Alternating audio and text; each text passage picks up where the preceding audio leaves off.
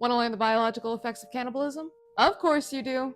So let's get into it with one you actually probably know about, mad cow disease. As mad cow disease, also known as bovine spongiform encephalopathy, is a prion disease transmitted through cow cannibalism. Now, if you haven't seen one of my videos before, prions, or prions, both the proper pronunciation, are a type of protein in your body. Now, it's important to note that prions typically are actually very important for you to live your day-to-day life. However, certain prions, known as disease-causing prions, are a misfolded version of your healthy prions. And these disease-causing misfolded prions are basically a fatal sentence as soon as you get one, as they all seem to cause neurodegeneration, which in short means they kind of break your brain. Now, going back to mad cow disease, there are a lot of hypotheses as to how this disease originated, with the most popular hypothesis of origin being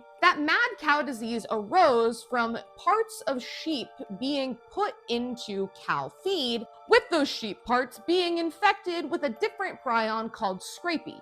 However, the origin of mad cow disease isn't really as important as the transmission of mad cow disease, especially for those who lived in the UK from 1986 to 2015, as there was a huge mad cow disease outbreak, namely due to the fact that cattle were being fed other cows via their own feed, with those cattle parts in their feed being infected with mad cow disease prions.